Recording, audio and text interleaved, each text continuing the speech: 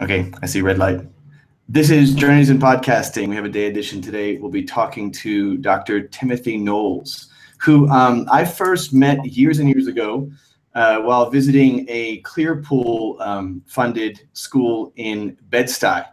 And so, Tim, what I remember you at the time was that you had been head of Teach for America in New York City.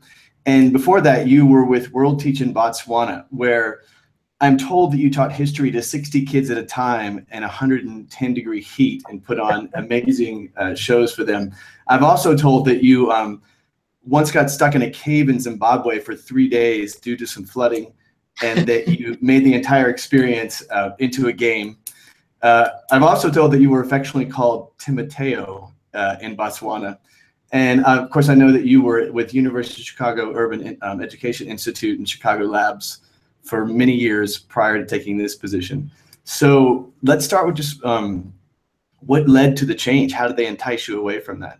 Well, first of all, I should say that you clearly have a relationship with Jeff Sessions, because you have a lot of intelligence that is not on my CV.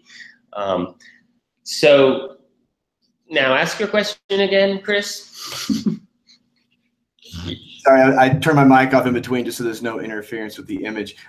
So how did they entice you? From what I read, that this has been in the background being talked about. The Academy Group has been talked about for a couple of years. You had a great position with University of Chicago. What led? How did they entice you away from that?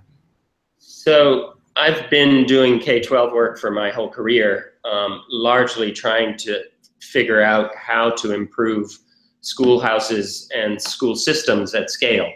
And I've done it from within the belly of the beast in the Boston Public Schools as a principal in New York City. I've done it at the Urban Education Institute from the Academy, from the University of Chicago, and taken various tacks at it and felt thwarted often by some of the pathologies of schooling as we know it. And so the Academy Group is an opportunity to really reimagine what teaching and learning can be and what it can look like, and build a coherent path through K-12, through college, and into professions for young people who are growing up across America in chronically under-resourced communities. So this was an opportunity of a lifetime to do some things I'd never had the chance to do, and I'm not predisposed to. I'm not risk averse, and so when an opportunity of a lifetime comes along, and you have to give up tenure and a fancy John Dewey professorship, you have to do it because life is short, and there's an enormous amount of human capacity in our nation and our world, and that requires people take risks. Tim, I was recently in New York City where I got a chance to visit things like the Portfolio School in Soho. Also got a chance to visit Alt School. And I couldn't help but think how all this kind of falls into like a Silicon Valley narrative, where Alt School has I think they have a campus in Chicago. They have 3 opening in New York. And their criticism is that it's just some really smart people with money that think they can solve the education model. Now, a lot of them are not coming from education. How is the Chicago narrative going to be different? So it's, it may be glib to point this out, but it was in 1843 that Horace Mann went to Germany to study Frederick the Great's model of schooling, and that model was really about fealty to the king and obedience. And then Horace Mann fell in love with this model, became a disciple, thought it was a great idea, came back to Massachusetts, made it happen in Massachusetts. It then quickly happened in New York State, and then ran across the nation, and within a few decades was the model of schooling. It was premised on centralized management, standardized testing, a standard curriculum, students, in essence, in rows in non-sectarian schools. The ideas were good at the time because schooling didn't exist. But the irony is that model is, if Horace Mann came back to us in his flying machine or time machine, he would wander around and see these incredibly fast wagons and airplanes flying through the sky, and he would be mesmerized by all of it. But he would look at that schoolhouse and he'd say, oh, this is the thing that I was messianic about and I brought to America. And it's almost exactly the same. So there are, around the edges of this thing called schooling, there are people chipping away, whether it's alt school, whether it's the makers movement, whether it's some of the effective and non-traditional charter schools, or whether it's independent schools or parochial schools that are just, bound and determined, often based on an idiosyncratic, very creative team of teachers and leaders that are trying to create different models.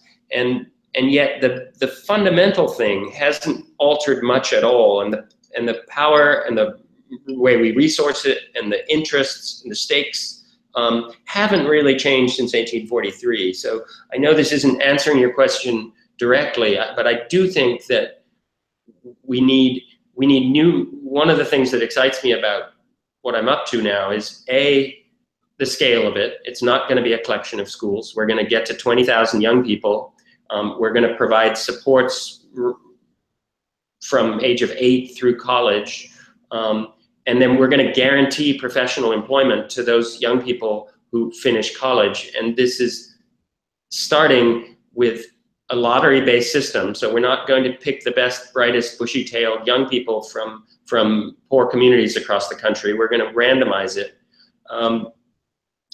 With the theory being that if you put in the right, really elegant kinds of teaching and learning and supports, that a vast majority more of children in our country can really rise.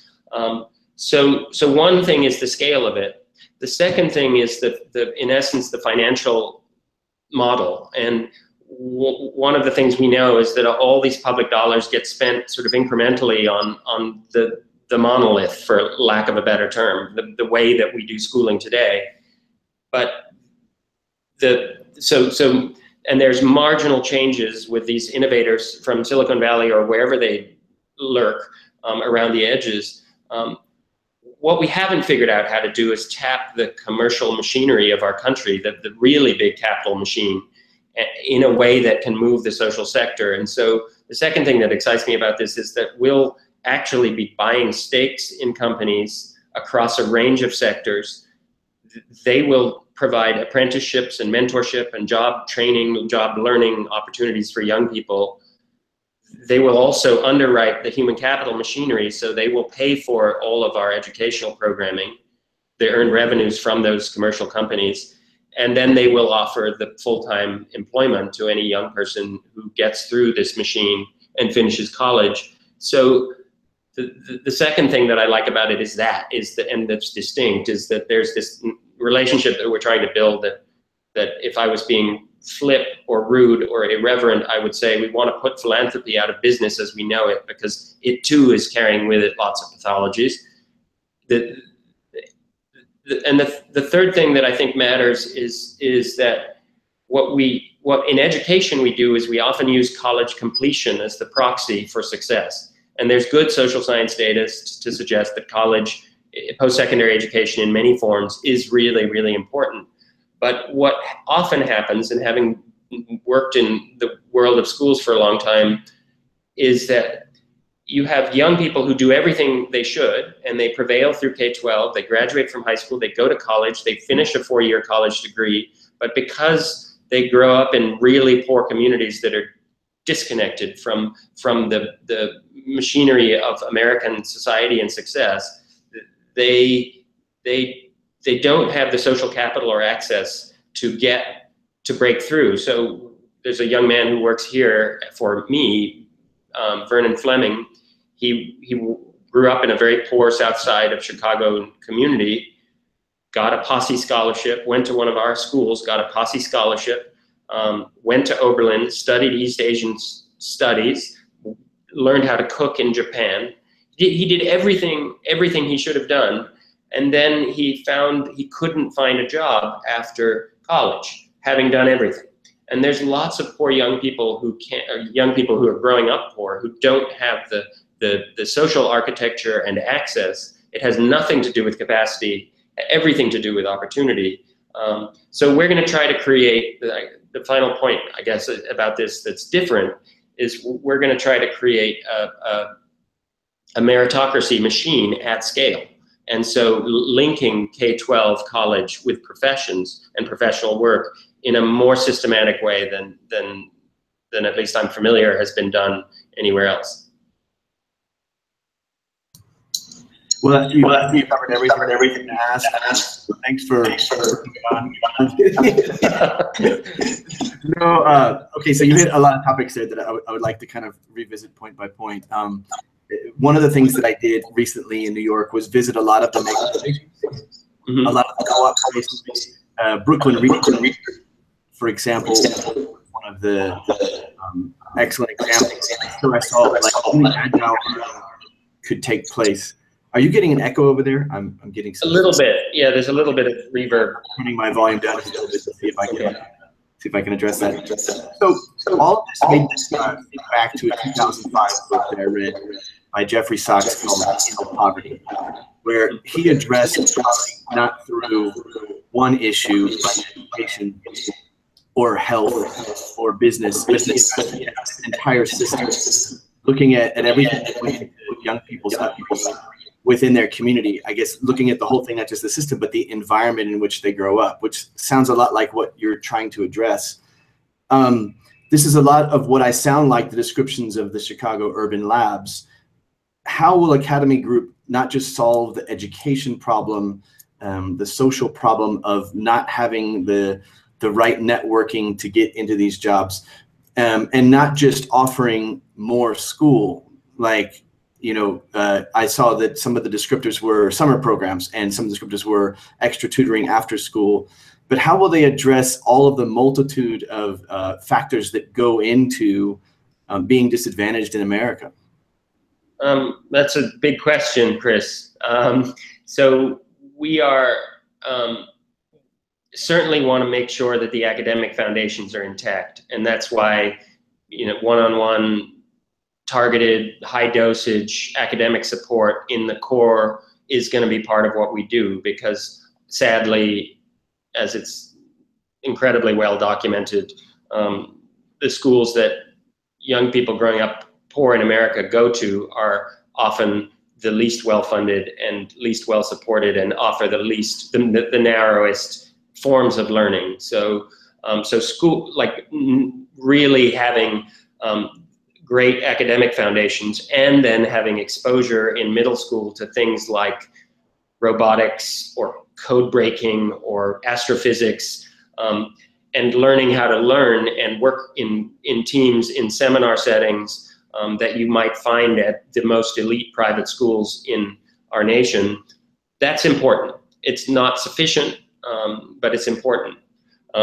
Along the way, we know that there's going to be academic, non-academic barriers to learning and prevailing, and so we're building a advisory system that will bring to bear the very best supports, non-academic supports that we can as well, for young people who go through trauma or who are just wrestling with very difficult home conditions born of poverty.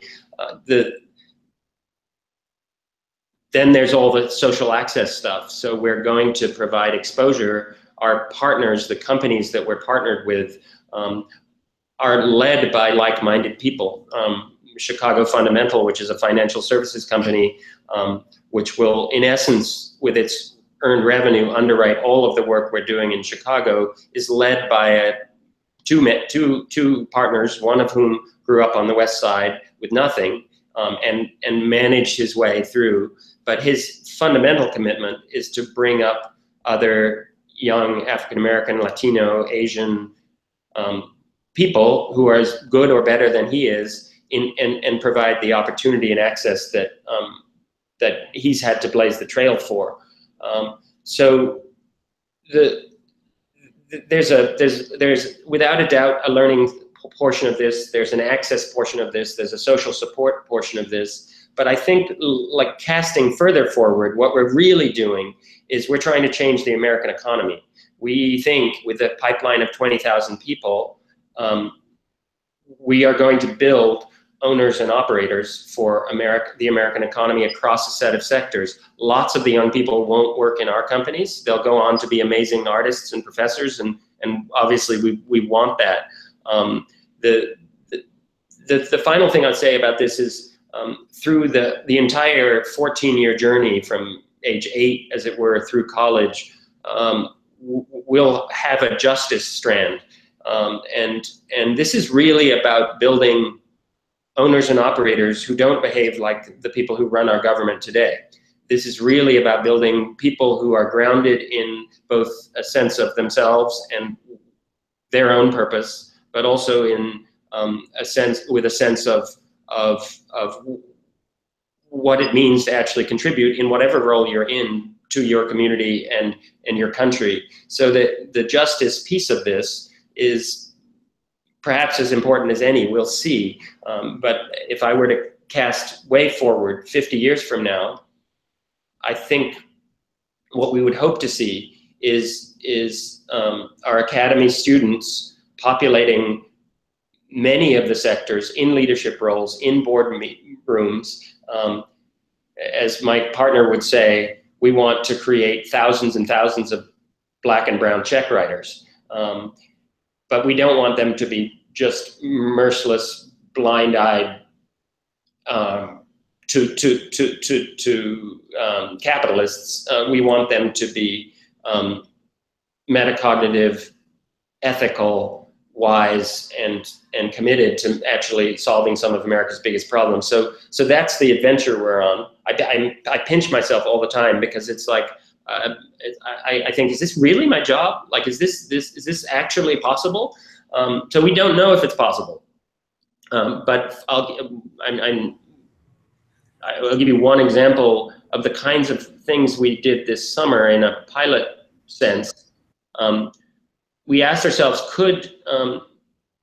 I met a professor from the Harvard Business School who last year wrote 14 cases with African-American protagonists, 14 Harvard Business School cases.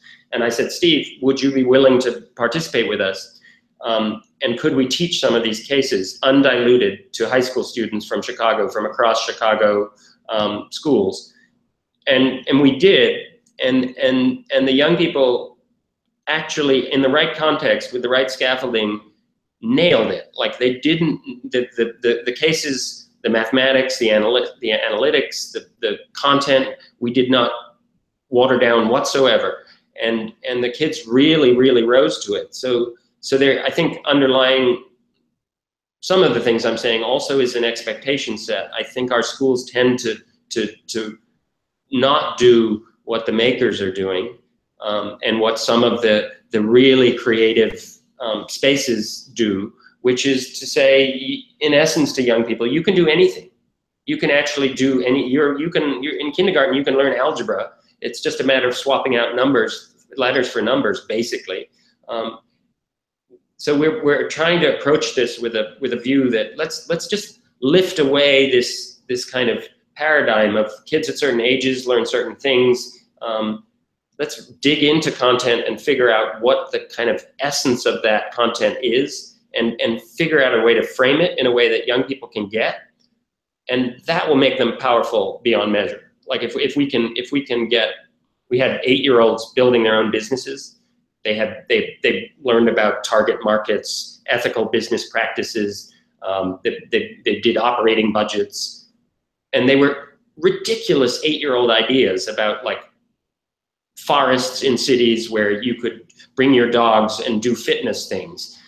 But underneath the ridiculous 8-year-old business ideas were some really powerful, important concepts, which they got, and they internalized and built advertisements for their businesses, and et cetera, et cetera.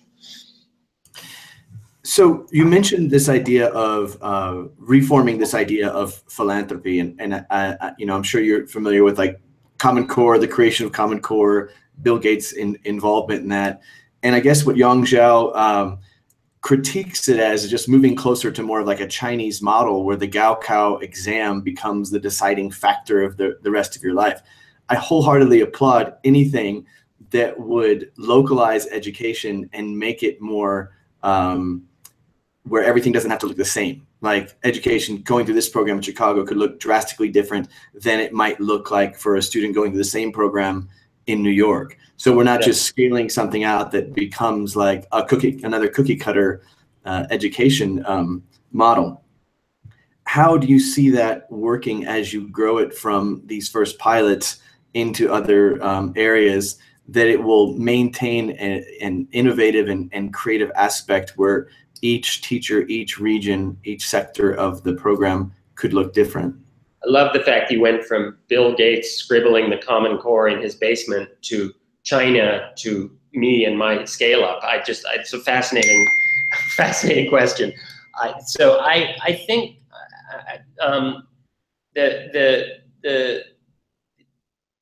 the opportunity is partly going to be framed by the sectors that we get into, and we're going to get into a whole bunch, ranging from law to sports to entertainment to creative design to conservation to financial management and financial services. So some of it will be depending on paths that people are interested in, young people are interested in. We'll create avenues where they can learn and experience what it actually means to work and think and do projects in a wide range of contexts. So that's one sort of embedded method for ensuring the diversity that you're talking about and local sort of localization. That said, the other thing we're experimenting with is just how far can you push the idea of agency and young people learning? So to what extent, so we'll do things like have challenges where cohorts of young people in high school will be resourced to build companies. They could be not-for-profit companies tackling a social problem. They could be for-profit. They could be a food truck. So some of it will also derive from the interest and agency of the young people in the academy. We'll obviously have anchor things that we want to do for everyone because we're trying to build a culture and build connectivity between young people and faculty who work with them. But to the extent possible, we're going to also be building from the interests of young people and seeing if we can do that at scale. It's very Deweyan, ironically, at its essence, because we know that the economy 20, 30 years forward is highly unpredictable, but we do know that the combination of robotics, artificial intelligence, and machine learning are going to take away a lot of the jobs that we currently know. There's a really interesting paper by an economist and a bunch of other people at Oxford, whose name I can't remember, but basically does this crystalline analysis of all the jobs, like 781 kinds of jobs in America, against the technological exponential happenings in our world, and posits that within the next 2 or 3 decades, 47% of them will go away. And if he's even half right, that's a pretty remarkable world, which is obviously leading some people to posit different forms of universal basic income, and it's taking people in certain directions. But people will still work, and many of them are going to work in creative spaces. And so if we know that much, then we have to build a form of schooling. I'm hesitant to even use the word schooling, but we have to build a kind of schooling that enables young people to know how to work in sort of learn, internalize creative methodologies that are very, very fluid and flexible and can move from one sector to another. So our places are going to look very different, with some things that will be consistent, because again, we want to create cohortness, community, people who are coming together and excited about it.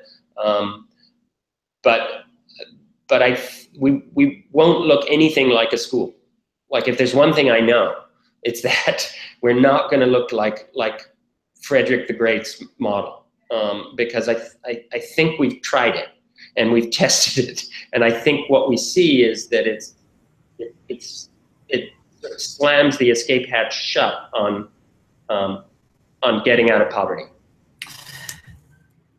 Yeah, so a few weeks ago, I'm sitting at a cafe across from the Brooklyn Library, and I'm eavesdropping on the table next to me just inadvertently, and it's some African-American, obviously business leaders of the community, basically describing exactly what you're talking about, the automation of jobs, what this could potentially do to the African-American community in Brooklyn, and what they were sort of planning to do about it. At the same time, I'm visiting all of these maker spaces, which to me are kind of a call and response to an education system that is a giant barge that's taking forever to create change in.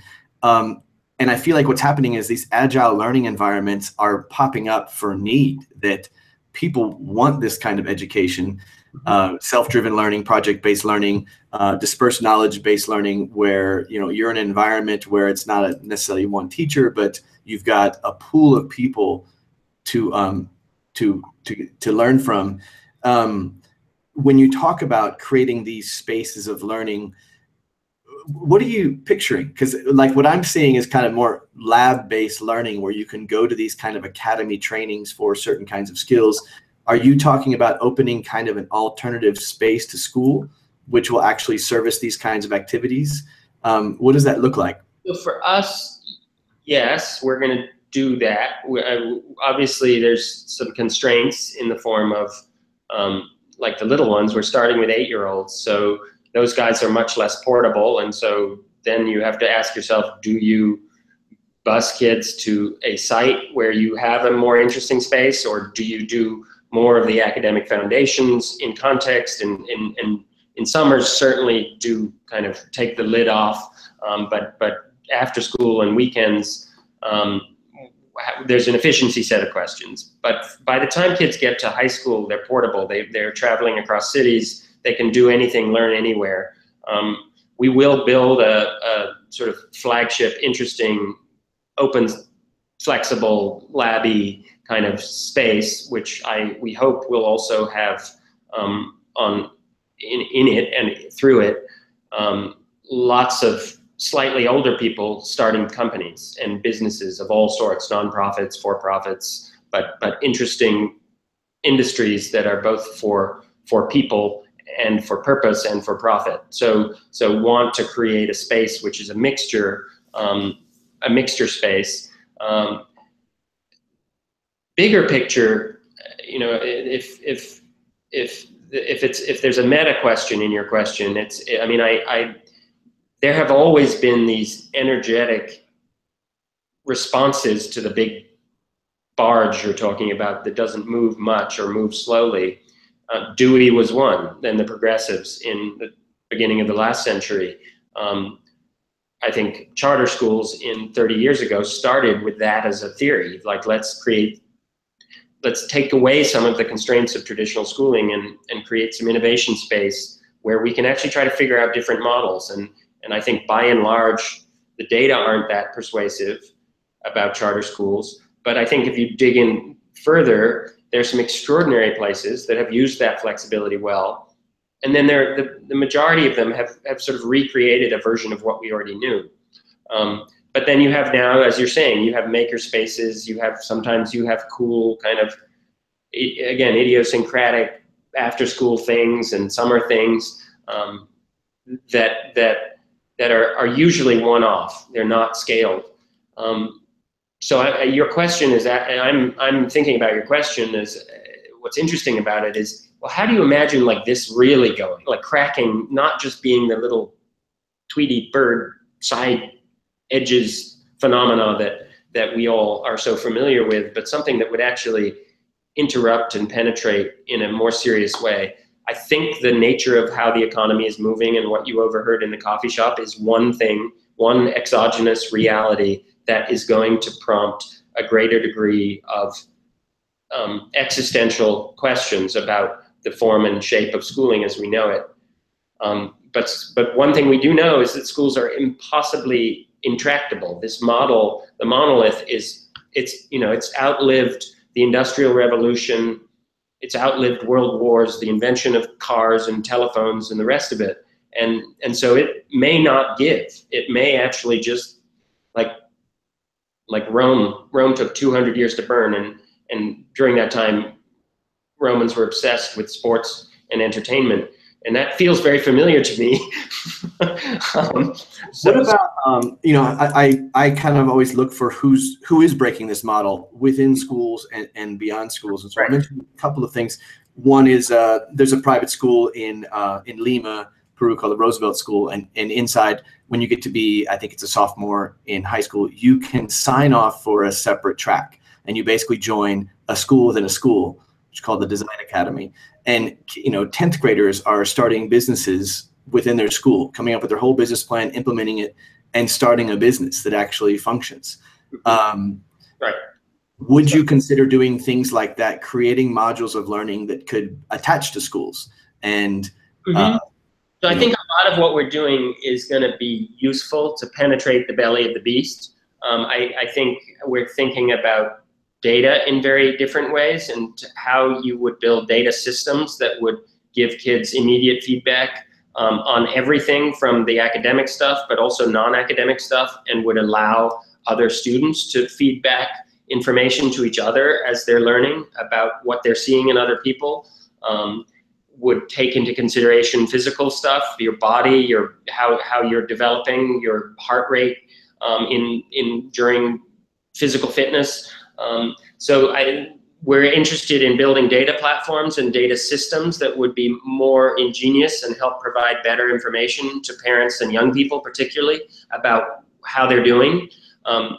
Not No Child Left Behind or any of that. Not the sort of beat you over the head with numbers.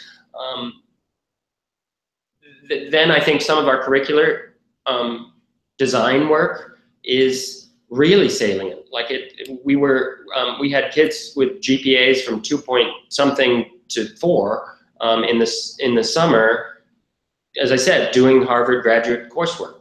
And so I think as we build out some of our programmatic orientation, that there'll be lots to share and export. I'll say this about Roosevelt in Peru, it's an elite school, right? It's got the daughters and sons of presidents and ministers and business corporate titans. And I think this is a bit glib, but you see in the independent schools serving the elite, narratives about design, creativity, leadership. You see in middle class schools in our country, narratives about participation and citizenship. And then you see in poor schools and poor communities, you see narratives and hear narratives and physically witness narratives about control and compliance. So we've built a system that in essence recreates the elite and represses the poor. I know I sound like a Marxist here, I'm not. And keeps the middle class participating. And so there's a political economy in play here that is keeping things, even when you see a Roosevelt do something gorgeous.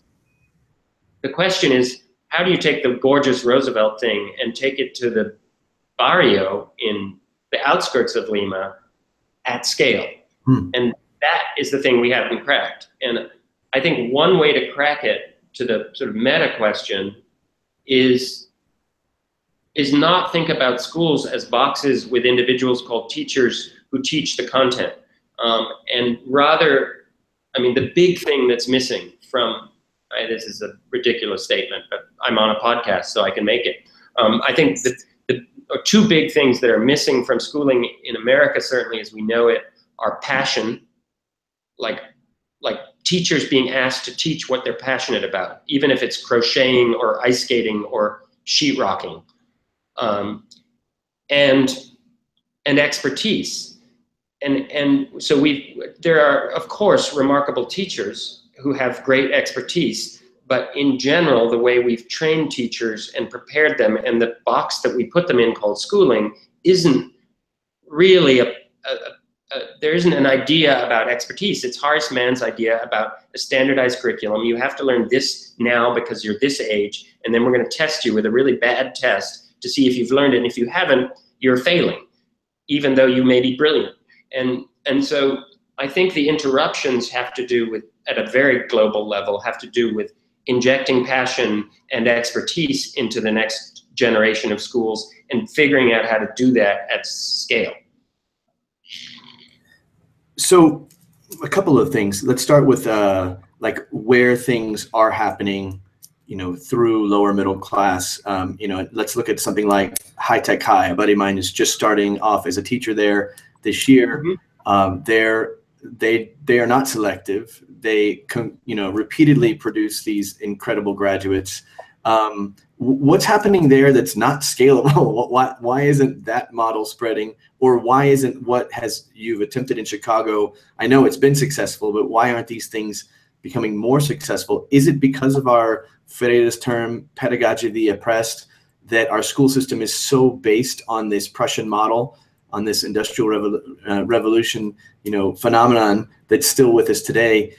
I definitely feel that as a teacher, that the criteria for what I'm being judged for, as the criteria for my principal, as the criteria for my director, as the criteria I put on my students, that's embedded in our learning management systems, is this quantitative data that we're all pressured into producing, that even if you are an inventive, innovative teacher, you're often, you're not able to expand beyond that model. When I've talked to teachers from High Tech High, for example, at conferences at South by Southwest, they have to talk the talk, but when you scratch the surface, they're going wild with their learning. There's no holds on what they can and can't do, and they're enabled in that model through Caleb, the director of the school, through who came before him, that I feel like they create this facade of, yes, we're a normal school, but when you go inside and actually look at what's going on, they're doing what you're talking about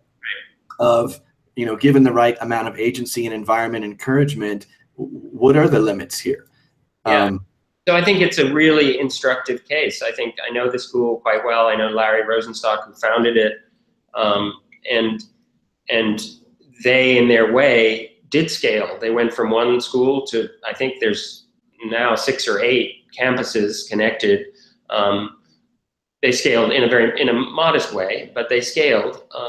And then they said, wait, we're not getting the teachers we need. Let's start a teacher education. Let's start a college. And so they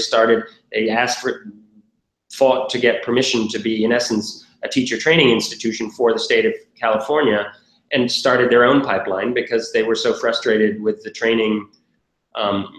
Again, no fault of individual teachers, but everything to do with the systems that we've created, where people weren't bringing what you're describing from traditional teacher training programs. So I think that is a very instructive case. The question would be, could you get to 50 in San Diego or 80 of 300 or 400 schools there? That's, to me, the more interesting question, which I think we as a country are going to have to answer, because we don't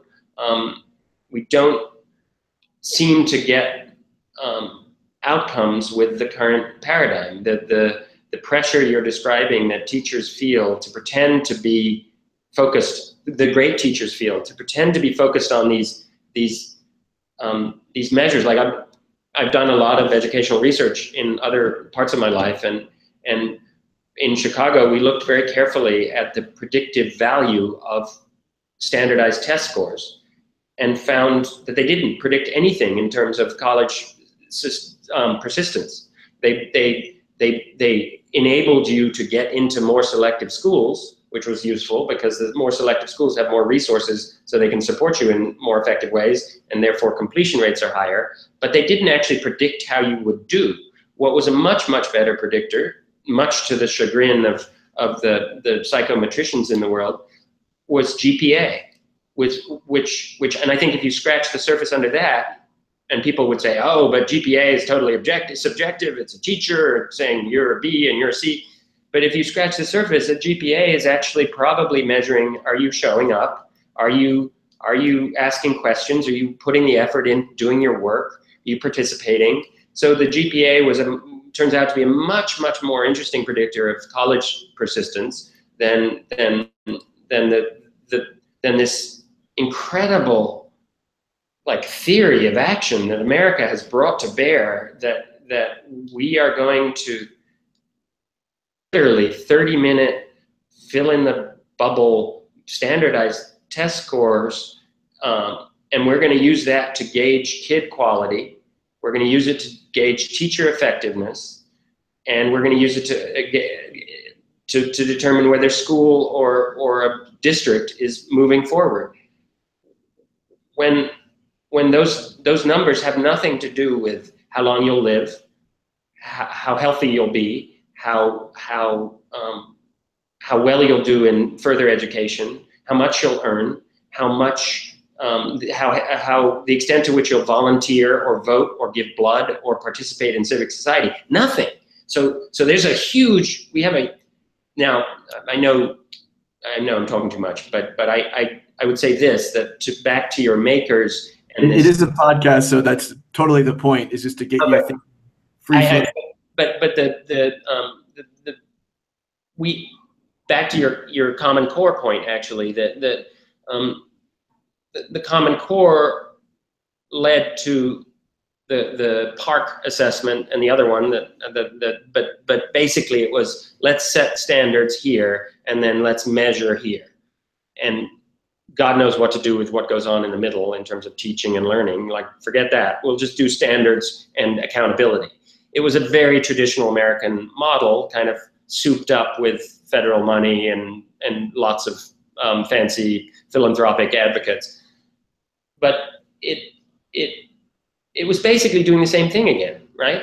And it wasn't actually asking the deeper questions about the quality of teaching and learning, and let alone the notion of building a school system that would be good for the democracy, good for the economy, and good for social fabric. It wasn't doing that.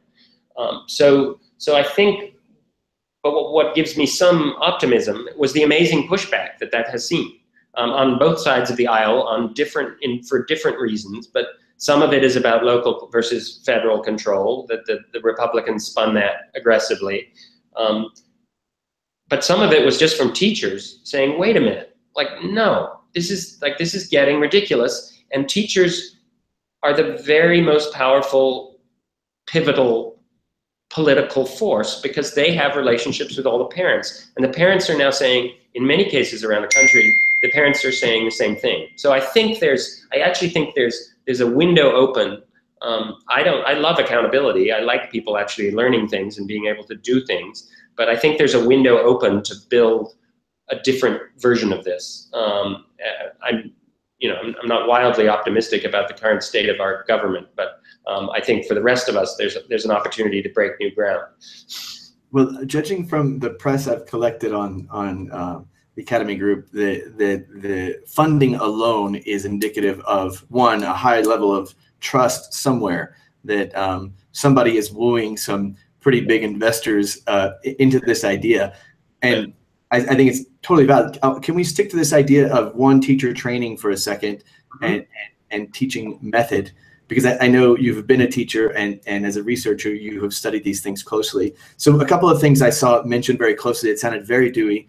The Socratic method, that students would be engaging in Harkness discussions. And I kind of, thought about more project method out there. I don't know if this is big in Chicago, but like Buck Institute or New Tech Network or STEM Steve movement, some of the visual math projects that are much more project. The other thing I saw mentioned was this idea of restorative justice. And I'm not sure if you're talking about a particular program or home growing your own. Knowing this is funded by business, I wonder if you might comment on like the importance of the ethics of this, of creating a restorative justice system so that kids understand the ethics around their learning, but also their trajectory if they're going into business. You also mentioned using the Harvard case studies methods, which you commented on before. Why these particular approaches, and what else are you looking at as far as training teachers in these methods? So to be fair, we're really early stage. So we're piloting a bunch of things. We're trying a bunch of things. We're looking for partners. So we're not going to build everything from scratch. There are, as you're suggesting, some amazing organizations, people, and methodologies, and we're not going to recreate all that. The Harkness method, for example, grew up out of like the most elite private schools on the East Coast anywhere, but yet has begun to get traction in other schools around the nation, including in schools in Chicago, and they've built a cadre of trainers who are saying this is how you can bring Harkness methodologies of really deep student-led data-based discussions into classrooms with the teacher on the outside of the circle entirely. This is how you can do it in urban settings. So there are great coaches, great people who are doing those things. So we're just trying really right now to assemble sort of best in class, and then figure out, we have this luxury of a 14-year journey, figure out what to do when along the way, whether it's we're building it or we're buying it, as it were. In terms of teacher training, we're talking now about creating a university, which is just an idea. It'll be first a university for academy teachers, because we're not going to hire all full-time people. We'll also be drawing on a lot of people who are working full-time in other places and doing fabulous things, and then will come and work with us in the summer, for example, teach a seminar, teach each other, a seminar with young people, teach each other, and then also learn from some of the best and most interesting minds, the Howard Gardners and the Yo-Yo Ma's and the other friends and allies who we will rope into the enterprise. So my meta view on teacher training is that it's not unlike the K-12 space, where you have the vast majority of teachers trained in a very crude way, which often is decoupled from content, and almost always doesn't provide the level of clinical practice that a doctor would get. And so I think those are my two sort of headlines of my critique, is like, you need to know a discipline to be a great teacher, and love that discipline, whether you're teaching kindergarten or you're teaching at graduate level university, and you need to practice it in whether it's lesson study per Japan for the last 50 years, or whether it's using earbuds and video and giving each other critical feedback live in situ while you're teaching. There's lots of methods, and then really, like schools, whether schools or weird places like ours, the Academy Group, have to build institutions that are as interesting places for kids to learn as adults. And so what is the architecture for ongoing learning and idea exchange for the teachers in the Academy Group is a fundamental question of ours. And that's leading us to say, let's create the Academy University. And maybe over time, that Academy University would actually just start training lots of people in our methods. Initially, we'll train ourselves and kind of work and improve and turn over the soil of our own enterprise. But we need to crack that model as well, the teacher training model. The simplest thing I would do if I could wave my policy wand would be to say, every teacher in America has to have an undergraduate degree in something, and then they have to have a year in some well-curated environment, schoolhouse, after-school program, maker space, where they're learning how to teach with experts helping them learn how to teach. That would be my No Child Left Behind. because I think that would pay huge dividends long term. A couple of models that I've been very impressed with. Well, one, just I kind of want to comment on what you were saying, that there's little pieces all over the place. You know, Chicago Library has one of the first maker labs that went into a library. As you go around and look at some of these maker spaces, it's pretty incredible what's going on in those spaces. I recently participated in the ITP camp at NYU, and it's a month-long, you know, lectures throughout the day. You can attend as many as you want or as few as you want. Access to all of their equipment, the highest tech laser cutters and 3D printers and everything, 3D software. And then you just had lab time. And during lab time, you could reapproach any of these professors, any of these teachers. Anyone could give a pop-up session anytime they wanted. And I saw these critical learning events as something so missing for teachers. You know, we get out of school, we're thrown into the classroom, and then all of a sudden you have to kind of become the expert in this thing. Maybe you've got some peers around you to help mentor, or maybe you have to kind of put it together yourself. Another event I went to was Gary Stagger's Constructing Modern Knowledge, which is a kind of elite, mostly private school attended 4-day maker academy where you just go with other teachers and you make things.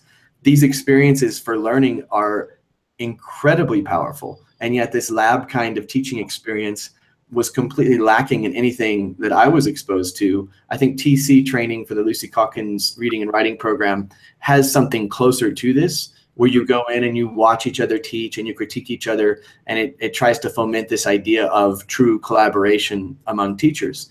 But for the most part, it's your four walls, and the system kind of encourages you to, you know, not share, to keep things as private as possible. So in your experiences, going back to something I overheard, I swear I overheard you say back when you were in Brooklyn, was that I can fix this.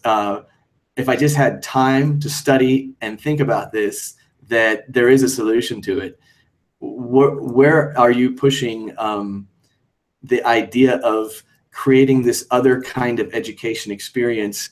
You mentioned your disillusionment and your thwarted experience working with public schools. What is your vision now? Well, I'm not entirely disillusioned. I want to be clear. Like in Chicago, one of the things that we focused on was when I was at the University of Chicago was what really matters along this road. And for example, we found out that that how you do in 9th grade was literally in terms of your courses, was a better predictor of whether you finish high school than your race, your family income, the neighborhood you grew up in, and your prior academic achievement combined. So if I'm a poor African-American kid growing up on the South Side with a single mom who's not working, most people in society would say, oh, that kid is on a, you know, it's gonna be a tough row for that kid. Turns out how you do in 9th grade can trump all of that. All of it, including how you did in school so far. So we got really excited by that and then got obsessed with it and got everybody to pay attention to it in the city of Chicago, from nonprofits to school districts to principals to teachers, built tools to help people pay attention to the 9th grade. And the what is called the freshman on track rate went from 55 or 53% in under a decade to now about 87%. That 53% mirrored the high school graduation rate of about half of the kids finishing. And now the high school graduation rate in Chicago is about 77%.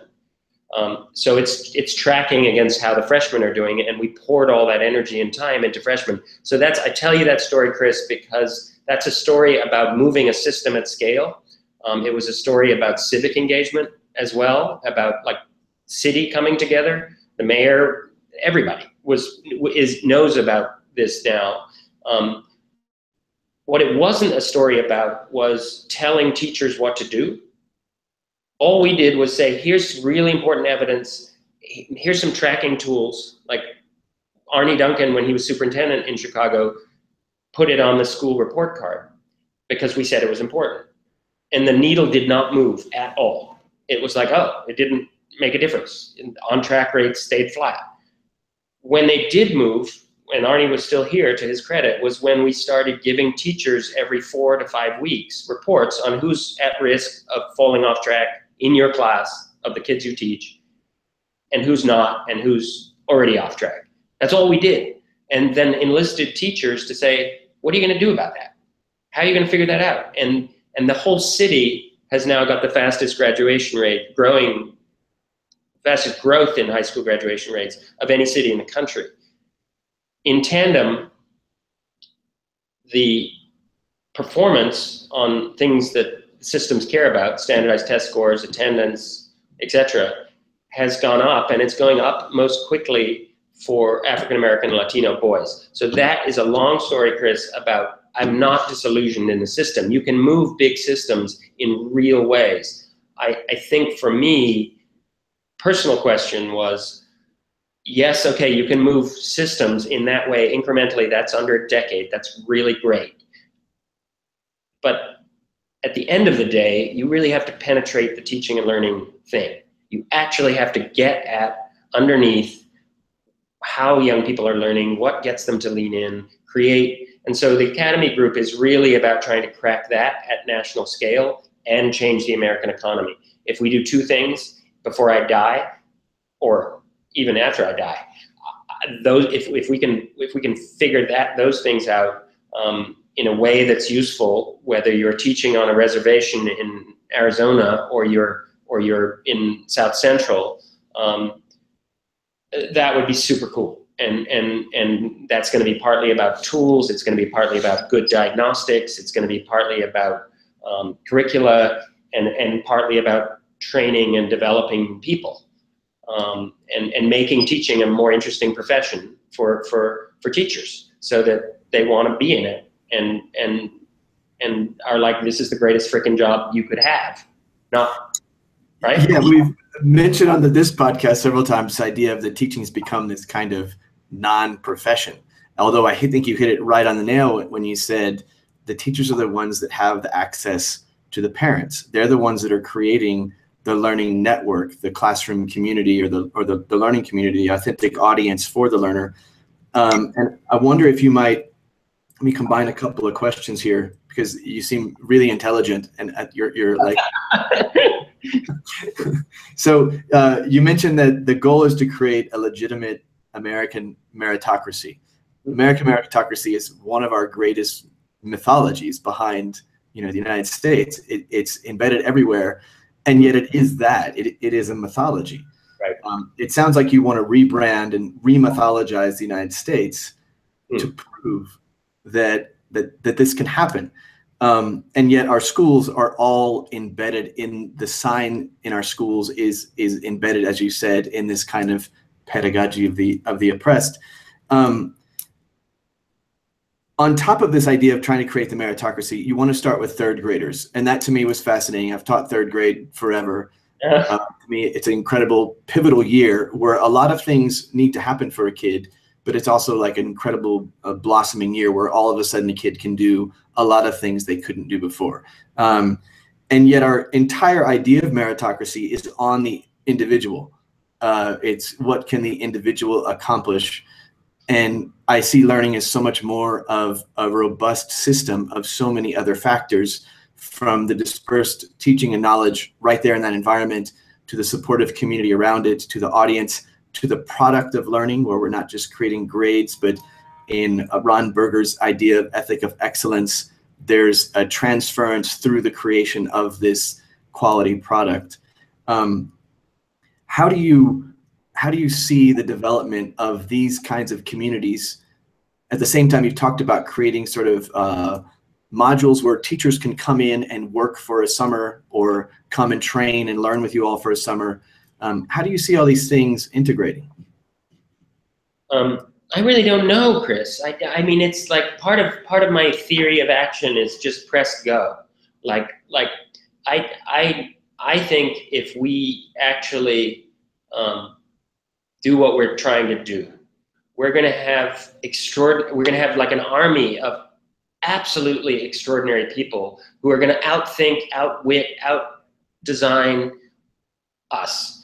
And so the question for me is, can you create a big enough architecture and enterprise that will fuel not just one school or one classroom, but fuel a city or a set of cities with those kinds of people. And so I mean, I can get my head around an institution that's working in 20 cities with 20,000 young people and drawing on 2,000 educators a year to do things. What I can't get my head around is what will happen next. I really can't. And sometimes I worry. I wake up in the night like most people, and I'm like, oh God, the biggest challenge is the absence of imagination here. Like, what am I missing? There's got to be there's opportunities that are just being totally squandered because I can't imagine what they are. But at the end of the day, I think that if, a few years ago, the mayor of Chicago was looking for a superintendent of schools, and he couldn't find one. Like, this is the third biggest city in the fucking United States. It's like, and you're going to mold the futures of 500,000 young people, and you can't find someone who wants that. So we have to build people who want that and who want to break it and reimagine it and figure out the answer to these scale questions. How do you take high tech high and make it really, really robust and make it a model that like Finland then would adopt, because Finland would go first, and then like 100 years from now we would go back to Finland and be like, this is brilliant, oh my God, and we should adopt this. And so I think that I'm not, this isn't a punt of your question. Your question is a really good question, and now it will keep me awake. But I think that the essence of schooling has to become, it has to be founded on this belief that talent is ubiquitous, and that we haven't got it right in terms of how we're leveraging this amazing talent, whether it's here or in the continent of Africa. We haven't got it right. Part of the reason we haven't got it right is because we built systems to keep talent at bay, definitely. Whether we like to admit it or not, we've done it. Part of it is that, but if you're going to crack that, you need A, the army of people to help you crack it, and B, you need models, existence proofs, exemplars of how you can crack things. And so I'm working on the people army and the exemplar machinery, and others are working on it too, of course, with the hopes that if we get those two things right, things will come to be that we can't possibly imagine. That wasn't a punt. I promise that wasn't a punt. No, I wholeheartedly applaud anyone in education that can say, I have this bias towards action. I have a good hunch that this is going to work, but I don't have a predictable outcome, because I believe that our education system is riddled with the fallacy of the predictable outcome, that everything is kind of based on that. The teacher model is, this is what my kids will learn. This is my transference point. This is how I'm going to grade them. Here I'll give formatives, and this will happen. And yet, I think, as we said before, the high-tech highs of the world, the design academies have blown up that model just by showing when you're not sure what's going to happen, that's when the great things do happen. How are you able to convince all of these billionaires, investors, Magic Johnsons? Right. I'm sure Jay-Z's back in there somewhere. Come on, Jay-Z, come on. How are you able to, what is your pitch to them when you're having dinner with them or catch them in an elevator? How do you convince them? There's a Magic Johnson, Don Thompson, who was a former CEO of McDonald's, grew up in Cabrini Green. Mark Walter, who grew up poor in Iowa, and now runs Guggenheim, which is a company that manages $300 billion in assets. Like, these guys don't need to be convinced. They see it every day. They see the absence of amazing diverse talent in their workplaces. and they worry about that. They don't need to be convinced that America is totally missing the boat on talent in our nation, and that counting on the elite privates and the elite and the Ivies to deliver what America needs for its next iteration is short-sighted. So that's one thing. I think the other thing is what we're trying to say, and I think where this might gather real momentum is that instead of, I mean, whether it's millionaires or billionaires who've done really well, instead of necessarily doing the traditional philanthropic thing and spreading your money out and giving a little bit to this place and a little bit to that place, or continue doing that. That's great. Like, love that. But why don't you start companies or buy them or buy stakes in them that you understand and you know? So Mark Zuckerberg, buy some tech companies or start some tech companies. And then instead of like the earned revenues could then fuel a human capital machine for our country that would make us fairer and leverage the amazing talent and lead to more successful companies. So that equation is a pretty logical one. We have to prove it, and we're going to, but it's a pretty logical one for most people to grasp. I think the idea of, there's all this talk about social impact investing, which basically means we're going to take money and we're going to put it into something which isn't quite as profitable as the thing we usually put money in. And that's nice, but I prefer put money in very profitable things, but then take the profit. Morgan Stanley, do you know how much money Morgan Stanley has a foundation? You know how much money they give away every year? $1 billion. Billion. I was like, really? $1 billion? Like, think that, so they are doing so well that their tax write-off chunk is $1 billion. And that's after all the bankers get really rich and fly around in their private jets. They still have $1 billion left over that they can just, which is great. My view is I'd rather invest that billion in commercial companies that would continue to provide real resources to large-scale initiatives that would change the nation than do, a bunch of little 3-year grants, or a lot of 3-year grants, or 4-year grants in the traditional philanthropic mode. I just think it's a smarter model. And so I think most of the fancy corporate titans get that, and it appeals to them. So if we can build the model of that in a very compelling way that would have 3 things happen, one would be great educational outcomes, 2 would be amazing people coming into companies, and 3 would be successful companies, we're golden, I think, at that point. Then we have a model that could actually like move America in a significant way, and leverage the thing that makes America America, which is this amazing commercial, capitalistic, entrepreneurial world that we function in. So I think there's promise embedded here.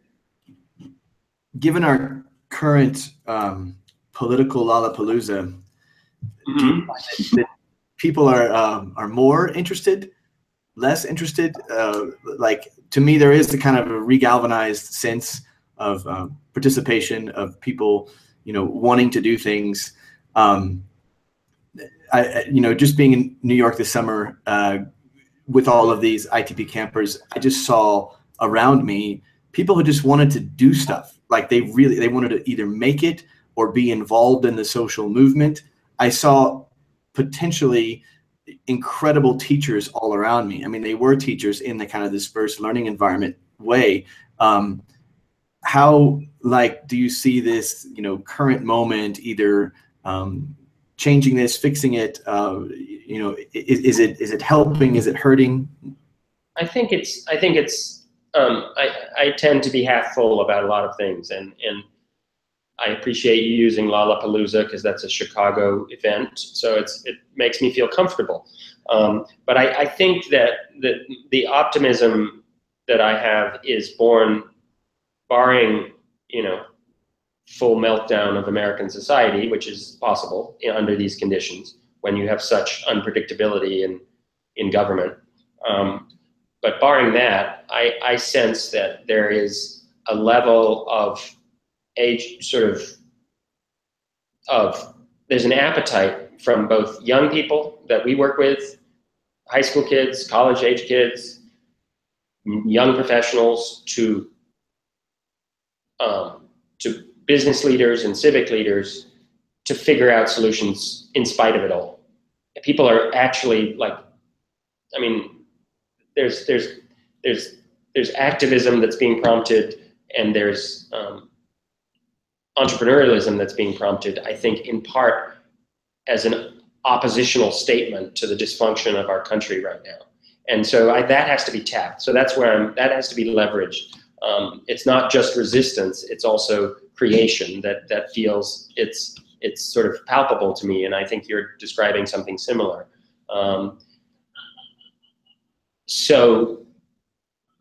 But then you need to line it up. You need to get the capital behind things. You need to get people organized towards certain goals and ends, and you need to